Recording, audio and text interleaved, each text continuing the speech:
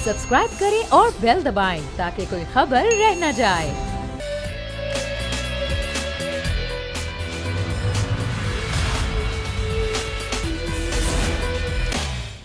बिस्मिल्लाहिर्रहमानिर्रहीम, अस्सलाम वालेकुम। प्रोग्राम में मैं सुमैया रिजवान आपको खुश आमदीद कहती हूँ। नाजरीन, कराची वाले जो कि हर तरह के मसाइल में घिरे हुए हैं कि इलेक्ट्रिक जिस तरीके से आवाम का खून चूसती है, ना यहाँ पर बिजली आती है, ना बिजली से मुंसलिक मसाइल को हल किया जाता है। बिजली की लोड शेडिंग बार बार की जाती है, गैर एलानी और एलानिया भी। और अगर बारिश जैसे मसाइल पैदा हो जाएं तो फिर बिजली दूर दूर तक नजर नहीं आती। एक बारिश का छींटा पड़ता है और बिजली गायब हो जाती है।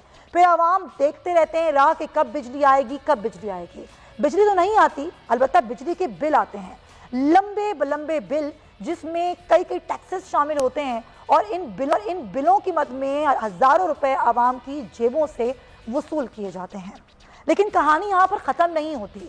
अब सिंध हुकूमत ने बिजली के बिलों में एक और नया टैक्स डालने का फैसला किया है, और ये है एक बल्दियाती टैक्स, जिससे अब सिंध हुकूमत 9 अरब रुपए आवाम से वसूल करेगी। हुकूमत ये सिंध हुकूमत ये समझती है कि KMC को फाइनेंशियल सपोर्ट की ज़रूरत है। KMC वो इदारा जो कि ज़ाहिर शहर में मुख्तलिफ काम करता है, और वो काम करने के लिए उसके पास फंड्स नहीं हैं। तो अब वो फंड्स, वो पैसा, वो आवाम से वसूल किया जाएगा। और अब बिजली के बिलों में ये टैक्स शामिल किया जा रहा है, जिसे बल्दियाती टैक्स का नाम दिया गया है। और अब जब KMC की ये कहती है सिंध हुकूमत कि इससे आमदनी बढ़ जाएगी। मुर्तज़ा वहाब साहब जो कि एडमिनिस्ट्रेटर कराजुमान सिंध हुकूमत हैं, उन्होंने इस हवाले से क्या कहा, आपको दिखाती हूँ, फिर इस पर बात करेंगे। अपना टारगेट रखती है कि 1 अरब रुपए म्यूनसिपल टैक्स इकट्ठा करेगी, लेकिन दर हकीकत इकट्ठा कितना करती थी? 21 करोड़ 22 करोड़, यानी कि 78% टैक्स कलेक्ट नहीं हो पाता था। तो हमने कहा जी क्यों ना प्रोसेस को ट्रांसपेरेंट कर दिया जाए। के इलेक्ट्रिक जो है वो ऑलरेडी बिल प्रोवाइड करती है, आपका जो इलेक्ट्रिसिटी ड्यूटी है उसका क्वांटम उसके अंदर ऐड हुआ होता है। तो हमने कहा वो जो टैक्स ऑलरेडी हम कलेक्ट करने का हमें इख्तियार भी है और हम कलेक्ट करते हैं थोड़ा बहुत, तो क्यों ना बजाय इसके कि वो मुर्तज़ा वहाब कलेक्ट करे, हमने फैसला ये किया कि एक इदारा जो कि ऑलरेडी कलेक्शन कर रहा है वो अपनी कलेक्शन करे। जो कलेक्शन करेगा वो डायरेक्टली KMC के अकाउंट में ट्रांसफ़र होगी, और हर महीने मैं कराची के शहरियों को बताऊंगा कि आज इतना टैक्स आपका हमें वसूल हुआ। जी, तो ये थी बात एडमिनिस्ट्रेटर कराची मुर्तज़ा वहाब साहब की। वो ये कहते हैं कि हम क्यों वसूल करें, कि इदारा जो ऑलरेडी टैक्सेस वसूल कर रहा है हम उसी के खाते में डालें, ताकि वहीं से ये KMC का जो फाइनेंशियल एक बैकलॉग है वो ठीक हो जाए। इसी में बात करने के कराची शाहिद जतोई साहब मेरे साथ मौजूद हैं। ज़रा उनसे तफसीलात लेते हैं कि आखिर मामला है क्या। शाहिद साहब, KMC वो इदारा है जिसके ज़िम्मे बहुत सारे मामलात हैं, और ख़ास तौर पर कराची शहर में जो भी इंतज़ामी मामलात होते हैं वो कराची म्युनिसिपल एडमिनिस्ट्रेशन में करने जो कि नहीं होते हैं, जिस पर मुर्तज़ा वहाब साहब ने तजवीज़ पेश की इजलास में, और ये कहा कि ये टैक्सेस जो कि एक बल्दियाती टैक्स है, ये बिजली के बिलों में डाल दिया जाएगा। सर, आप मुझे बताइएगा कि वैसे KMC कितने टैक्सेस हैं जो आवाम से वसूल करती है, और KMC क्या काम करती है शहर में? देखिए सुमैया, टैक्सेस भी हैं कुछ, और इनकम के जराए कुछ और भी हैं हम जिन्हें टैक्स नहीं कह सकते। मिसाल के तौर पर इनकी सबसे बड़ी जो इनकम है वो लैंड की है। लैंड ट्रांसफर है, म्यूटेशन है, लीज है, सब लीज है, इस पे है।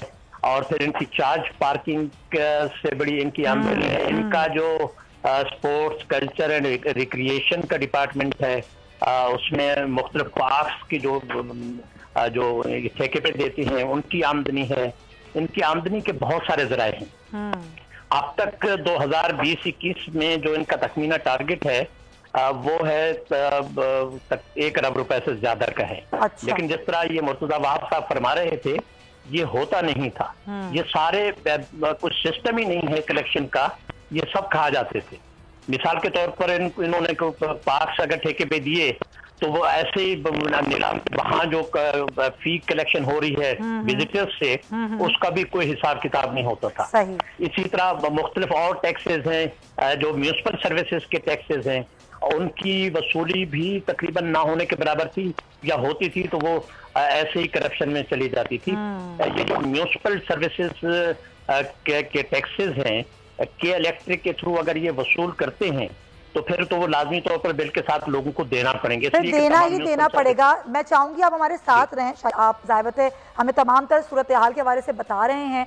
तैमूर तालपुर साहब पाकिस्तान पीपल्स पार्टी से मुझे ज्वाइन कर चुके हैं, उनको भी हम वेलकम कहेंगे, बहुत शुक्रिया आपका। और MKM पाकिस्तान से रेहान हाशमी साहब भी हमारे साथ मौजूद हैं। और रेहान साहब को हमेशा KMC से काफ़ी शिकायत भी रहती हैं, ज़ाहिर तमाम तर मामलात देखते हैं इंतज़ामी, और जब भी इस तरह की कोई सूरत हाल होती है, सैलाबी या बारिशें या सड़कें, तो हमेशा रेहान साहब कहते हैं KMC की तरफ से काफ़ी मसाइल का सामना करना पड़ता है। रेहान साहब, KMC फाइनेंशली स्ट्रॉन्ग नहीं है, सिंध हुकूमत ये समझती है कि अप करने के लिए, फाइनेंशली अप करने के लिए KMC को एक इजाफी टैक्स डालना है बिजली के बिलों में सार्फिन पर, और वो बल्दियाती टैक्स डाल के वो वसूली आराम से हो सकती है, जो शायद मुख्तलिफ टैक्सेस जो लगते हैं इनडायरेक्ट और डायरेक्ट, वो वसूली आवाम से उस तरह हो नहीं पाती है। आप क्या कहेंगे, वाकई ऐसा ही है? बिस्मिल्लाहिर्रहमानिर्रहीम। देखिए, आज तकरीबन 1 साल से ज्यादा हो गया है कि मुंतखब बल्दियात खत्म हो चुकी है। बावजूद इस बात के बल्दियाती इंतखाबात ऑनरेबल सुप्रीम कोर्ट के अहकामात की वजह से हुए थे, और जो डेमोक्रेटिक चैंट करने वाले जो भी पॉलिटिकल पार्टीज है या सेगमेंट है, वो हमेशा से बल्दियाती इंतखाबात में रिलेक्टेंट रहा है, और वो जुडिशरी को करवाने पड़े या डिक्टेटरशिप के दौर में हुआ है बल्दियात, जो कि रूट लेवल डेमोक्रेसी है। देखिए, कराची इकोनॉमिक हब है, कराची वैसे ही पाकिस्तान के रेवेन्यू को 70% प्लस रेवेन्यू दे रहा है, सिंध को 80 प्लस दे रहा है रेवेन्यू। अच्छा, अब जब कराची रेवेन्यू दे रहा है तो उसको नेशनल फाइनेंस कमीशन के तहत और प्रोविंसेस को फिर प्रोविंशियल फाइनेंस के तहत कराची के अजला को, तमाम अजला को मुनसिफाना तौर पर उसकी आबादी और उसके रेवेन्यू के फॉर्मूले के तहत वसाइल वापस करने होते हैं। मैं ये रिकॉर्ड पे लेकर आना चाह रहा हूँ, गलबन 2007 से लेकर प्रोविंशियल फाइनेंस कमीशन की मीटिंग कॉल नहीं की गई और प्रोविजनल बुनियादों पे कराची को चलाया जा रहा है। इसका मतलब ये हुआ कि कई ट्रिलियन रुपया कराची का सिंध हुकूमत पर वाजिबुल अदा है। आप अपने बल्दियाती रिपोर्टर से इसको रीवेरीफाई कर सकते हैं। अच्छा, दूसरा पॉइंट ये है कि KMC का वो 2001 में जो कानून था, KMC का नहीं कहूंगा बल्कि बल्दियात का कानून कहूंगा, क्योंकि SLDA 2001 कहलाता था गालिबन। उसके बाद 2013 का कानून आया। 2013 के कानून को जब लाया गया तो उस पर MKM ने बहुत शदीद उस पर अपनी रिजर्वेशन का इजहार किया। हमारा स्टांस ये था कि 2013 में वादे नहीं किया गया, जिम्मेदारियों को तायन नहीं किया गया, मालूम में होते थे म्यूनिसिपल मजिस्ट्रेट। देखिए, आपको बल्दियाती कानून की बात कहूंगा, उसको इन्फोर्स किया जाता है, चाहे वो टैक्स कलेक्शन हो, चाहे वो कचरा गलत जगह पर फेंकने वाले की तादीब हो, कचरा जलाने वाले की तादीब हो, या कहीं से जो चंद टैक्स है KMC के या DMCs के, वो टैक्स कलेक्ट करने के मामला हो, वो इन्फोर्समेंट के जरिए किया जाता है। अच्छा, इन्फोर्समेंट यानी पहले माजी में म्यूनिसिपल मजिस्ट्रेट हुआ करते थे। जी हाँ, बिल्कुल। इस बल्दियात में म्यूनिसिपल मजिस्ट्रेट नहीं है। अच्छा, आखिरी मेरा पॉइंट, अच्छा, अब क्योंकि 1 साल हो चुके थे पीपल्स पार्टी को आए हुए, अगर आप समझते थे कि रेवेन्यू जनरेट नहीं हो रहा है तो आप करके दिखा देते। ये एक्स्ट्रा टैक्स मुसन्नत करने की जरूरत नहीं थी, कराची का शख्स तो वैसे ही दे रहा है। ये बात वाज़ेह रहे, रिकॉर्ड पे ला रहा हूँ कि के इलेक्ट्रिक सिंध एनर्जी डिपार्टमेंट के अहकामात के तहत करोड़ों रुपए, मिसाल के तौर पर जिला वसी ओरिजिनल बिल जनरेट होता है के इलेक्ट्रिक का, स्ट्रीट लाइट्स का, वो तकरीबन 80 लाख से 1.25 करोड़ रुपए, लेकिन के इलेक्ट्रिक 3 करोड़ 18 लाख रुपए एट सोर्स या जुम्बिश कलम हर महीने का काट लेता है। तो यानी कि वो कराची का आदमी तो वैसे ही सह रहा है। ऐसा ही है रेहान साहब, ऐसा ही है, कराची का आदमी, कराची का शहरी वैसे ही मसाइल में दबा हुआ है। क्या ये सही तरीका है कि वो कंपनी, वो बिजली की कंपनी जो वैसे ही जुर्म ढा रही है, उसी के बिल में लगा के ये KMC के लिए उसको फाइनेंशियली अप करने के लिए टैक्स लगाया जाए? ये कहाँ का इंसाफ है? तैमूर तालपुर साहब, क्या सिंध हुकूमत के पास कोई और प्लान नहीं था? क्या कोई और कोई प्लान के बारे में सोचा नहीं गया? क्या इससे पहले ये सारी चीज़ें सामने नहीं आई कि KMC का जो भी रेवेन्यू है वो टारगेट से अचीव नहीं हो रहा? और प्रोग्राम में एक ब्रेक लेंगे, वापस आएंगे।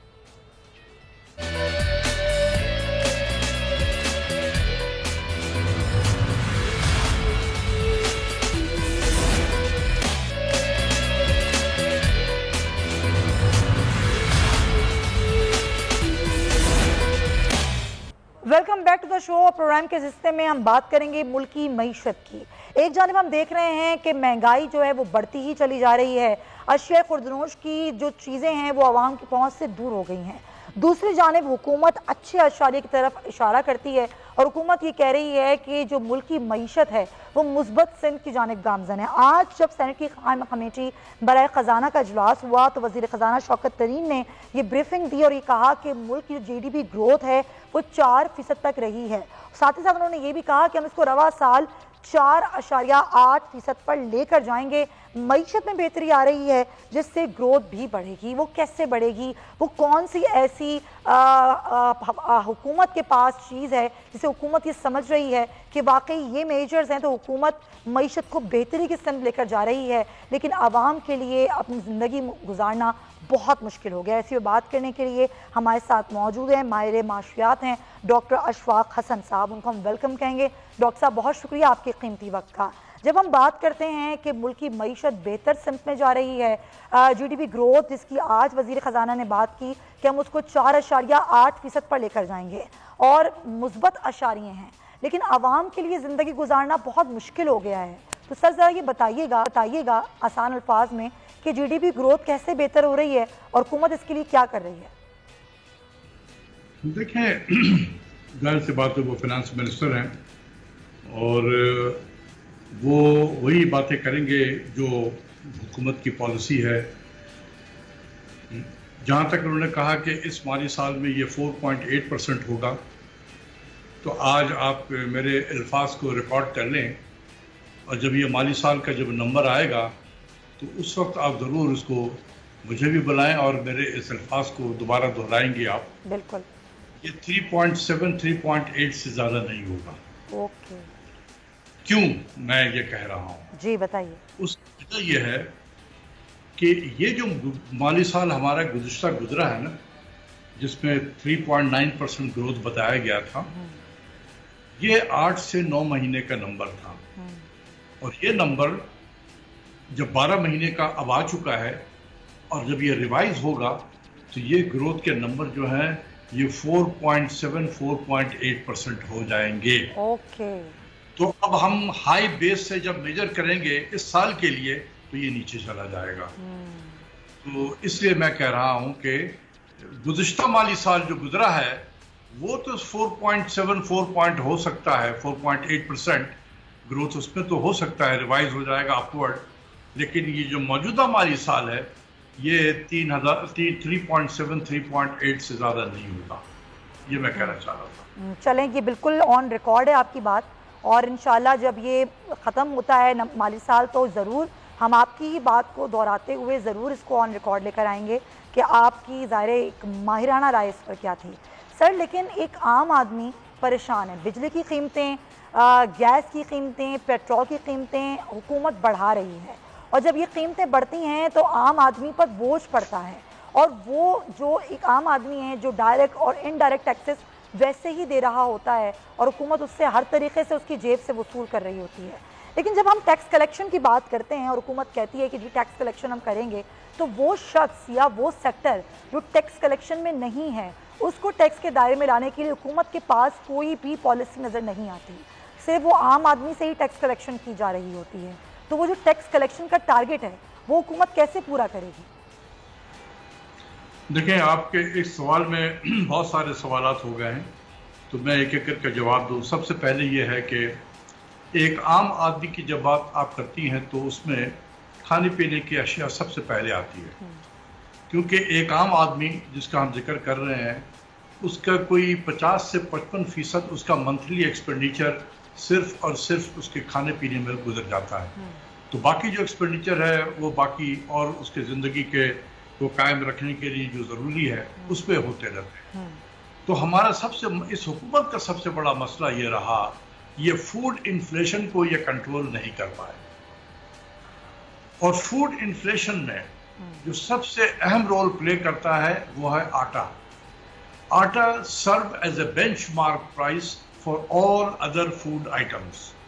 जब आटे की कीमत बढ़ेगी, आप देखेंगे कि दूध वाला जो दूध दे रहा था आपके घर में वो भी आके कहेगा बीबी जी दूध की कीमत बढ़ गई है। आप कहेंगे भाई क्यों बढ़ गई है? तो कि जी आटा बड़ा महंगा हो गया। तो हर चीज़ की कीमत बढ़ती है।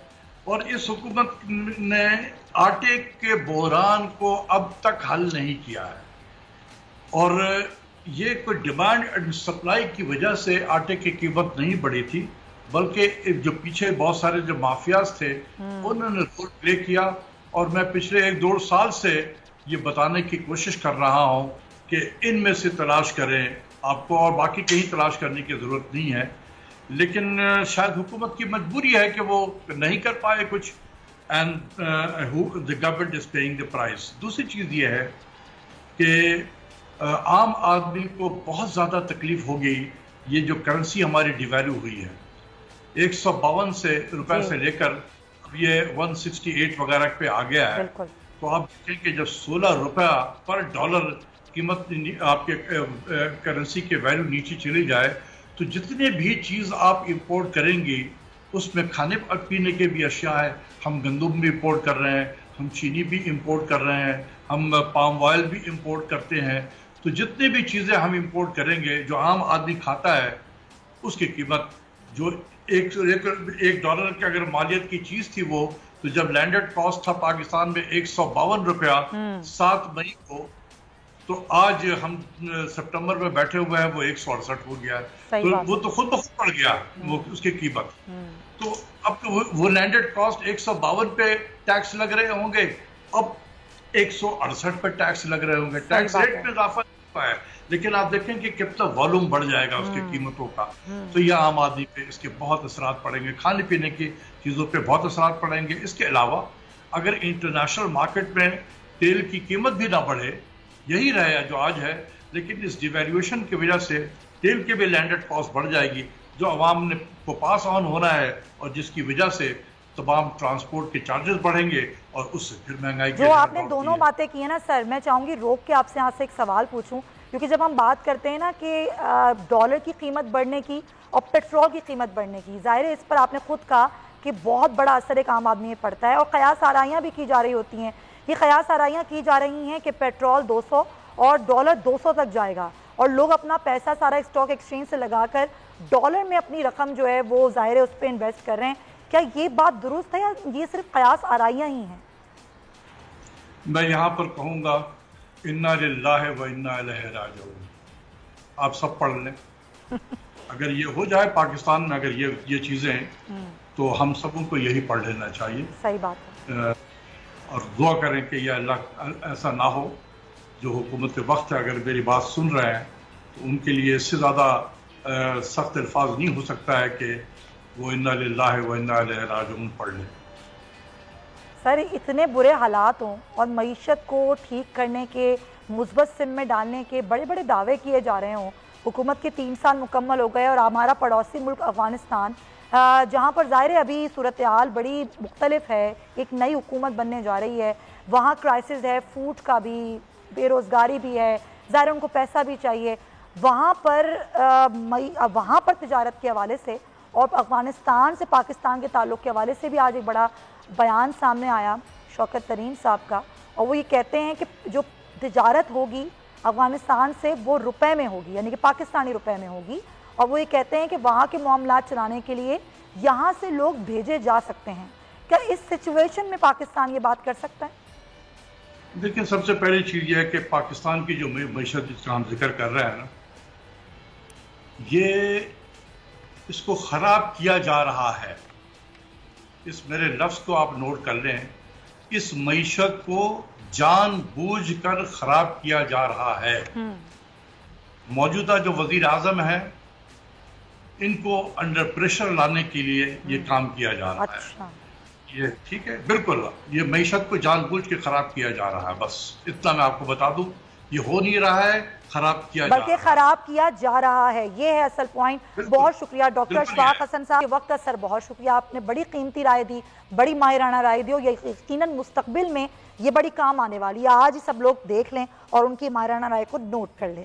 अफगानिस्तान की सूरत हाल बात करेंगे। अफगानिस्तान में हुकूमत की हल्फ बर्दारी की बातें हैं। नई हल्फ बर्दारी के लिए जो तारीख मुकर्रर की गई है वो 9/11 की गई है, और 9/11 के 20 साल मुकम्मल होने के दिन अफगानिस्तान जो है वो नई हुकूमत का हल्फ उठाया जाएगा। तकरीबन हल्फबरदारी पाकिस्तान, रूस, चीन और कतर और तुर्की शिरकत करेंगे। लेकिन जाहिर है अभी बहुत सारी चीज़ें हैं जो कि सामने आनी हैं, अनफोल्ड होनी है और पूरी दुनिया की नज़रें हैं इस पर किस रुख पे जाती है अफगानिस्तान की सूरत हाल। इस पर बात करने के लिए मेरे साथ सीनियर जर्नलिस्ट हैं ताहिर खान साहब, मुझे ज्वाइन कर चुके हैं, उनको हम प्रोग्राम में वेलकम कहेंगे। ताहिर साहब, बहुत शुक्रिया सर आपके वक्त का। जब हम बात करते हैं अफगानिस्तान की, जहाँ पर एक अब नई अफगान तालिबान की हुकूमत बनने जा रही है, अबूरी काबीना का उन्होंने ऐलान कर दिया है और इस पर भी कई खदशात हैं। कुछ अपने ट्रस्ट डेफिसिट अफगान तालिबान आज कहते हैं और कहते हैं अफगानी को जिस तरीके से ब्लैक लिस्ट में डाला गया और ये सारी चीज़ें खासतौर पे अमेरिका के हवाले से फिर अमेरिका के अपने ट्रस्ट इशूज़ हैं अफगान तालिबान के लिए। इस सूरत हाल में अफगानिस्तान की सूरत हाल आगे आने वाले दिनों में आप कैसे देख रहे हैं और पूरे खत्ते में क्या सूरत हाल होती हुई देख रहे हैं? बहुत शुक्रिया आपका। मेरी नज़र में अफ़गानिस्तान में 40 साल जंग जो है, पहले रूसियों का और अब अमरीकियों का जो 20 साल जंग है वो ख़त्म हो गई है। और अफ़गानिस्तान को अब भी अगर इंगेज ना किया जाए, जो पाकिस्तान कहते हैं कि अफ़गानिस्तान को इंगेज करे, मेरे ख्याल में अमेरिका को भी थोड़ा सा एहसास है। कल उनका इंटरव्यू था वज़ीर ख़ारिजा अमेरिका का यहाँ अफ़गान टेलीविज़न चैनल को, तो उसमें बड़ा मुहतात था।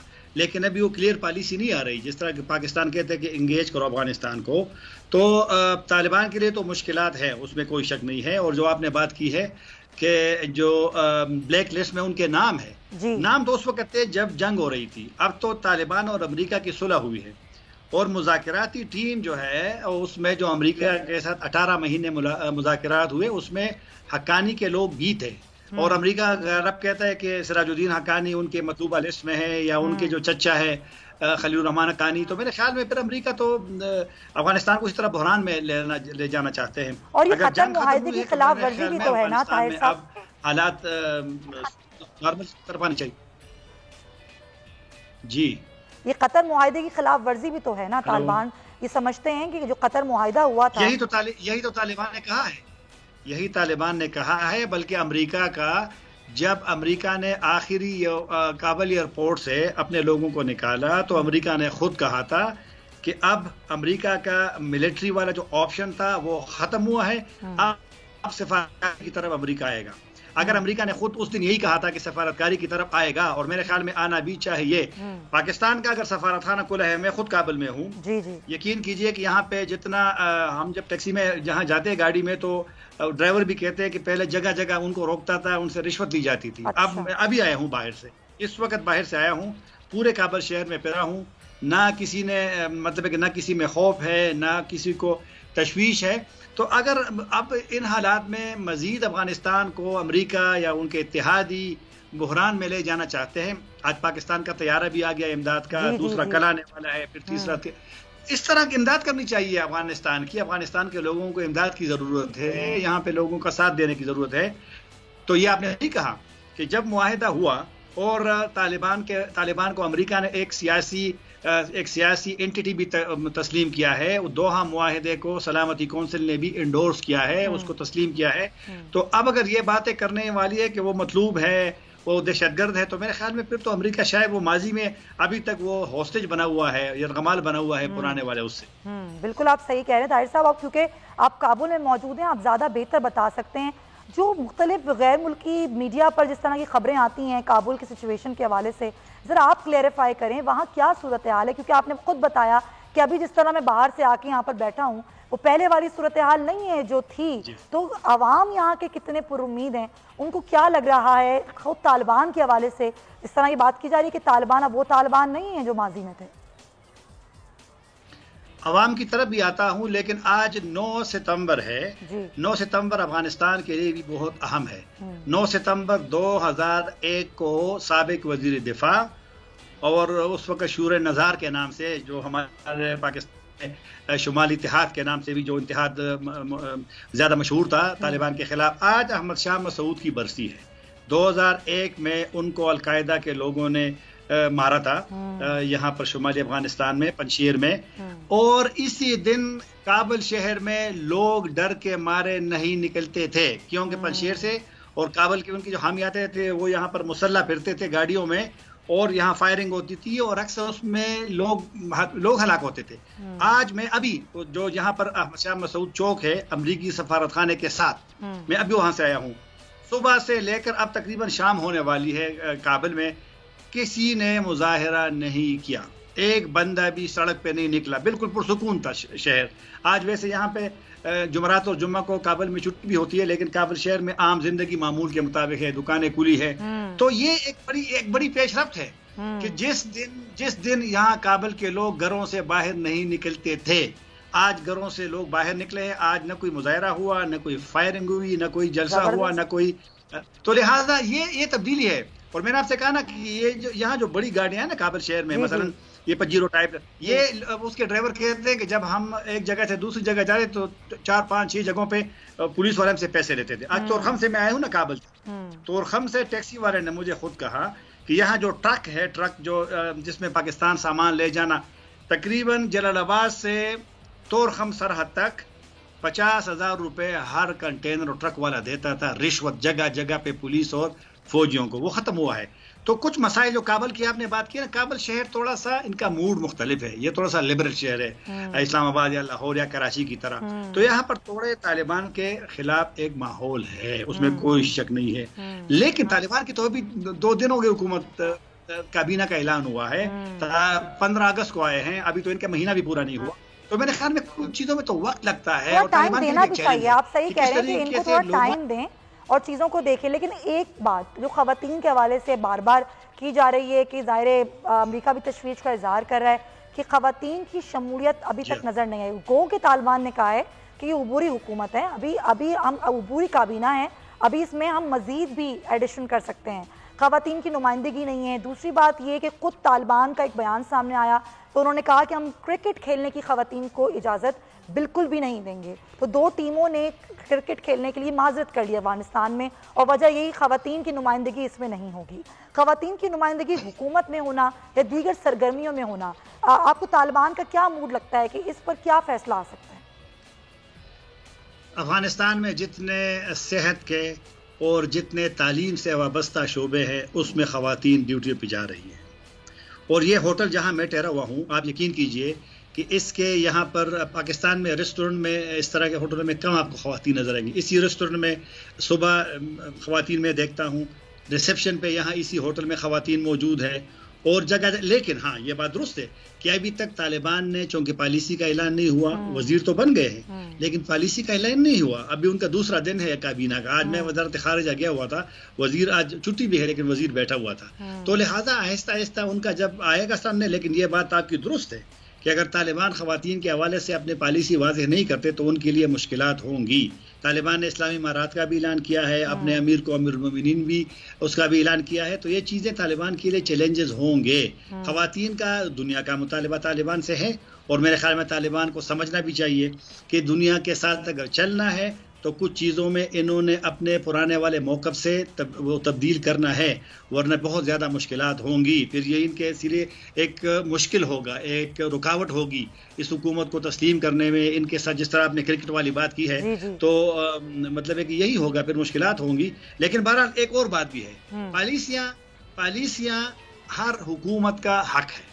अगर पाकिस्तान की पॉलिसियों के बारे में कल हमें तालिबान कहें कि आपकी पॉलिसी ऐसी हो तो हमें तो अच्छा नहीं लगेगा पाकिस्तान के अंदर। आया किसी ने अमेरिका से ये कहा है कि आपकी पॉलिसियों में ये जो खामियां हैं? या आज किसी ने अच्छी एक तस्वीर पोस्ट की है उसमें सोशल मीडिया पे, वो मेरे ख्याल में कोई या तो नेटो का इजलास है या किसी, तो उसमें वो उन्होंने एतराज़ किया है जिस तरह आप कह रही है कि ख़वातीन क्या यहाँ पर उनके साथ जो तो लोग, उसमें कोई खातून नहीं है उसी मीटिंग में। तो लोगों ने अज़राए मजाक यहाँ तालिबान के जो हामी सोशल मीडिया पे है कि ये लोग ख़वातीन का मुतालबा कर रही है लेकिन खुद इसकी पूरे उसमें ख़वातीन नहीं है। ये आपकी बात बहुत अच्छी और दुरुस्त है कि कोई भी मुल्क किसी को डिक्टेट तो नहीं कर सकता, लेकिन होता यही है कि जो ताकतवर मुल्क होता है वो गरीब और कमज़ोर मुल्क को डिक्टेट करता है, और ऐसा हमने देखा है कि उन पर प्रेशर भी डाला जाता है। लेकिन क्योंकि आप करीब से देख रहे हैं इन चीज़ों को, तो आपने ज़ाहिर हक़ाइक़ बयान किए हैं जो ज़मीनी हक़ाइक़ हैं, जो ज़ाहिर उस तरीके से बैनुल-अक़वामी मीडिया पर या गैर मुल्की मीडिया पर बताए नहीं जाते हैं। ताहिर साहब, बहुत शुक्रिया सर आपके वक्त का। फिर आपको प्रोग्राम में मदऊ करेंगे क्योंकि अभी प्रोग्राम का वक्त ख़त्म हो गया है और हमने पूरी कोशिश की कि ज़मीनी हक़ाइक़ जानने की और रियलिटी जानने की कोशिश करें और वो आपके सामने अफगानिस्तान की सूरत हाल पेश करें। प्रोग्राम का वक्त ख़त्म होता है। अब कल आपसे मुलाकात होगी। अपना ख्याल रखिएगा। अल्लाह हाफ़िज़।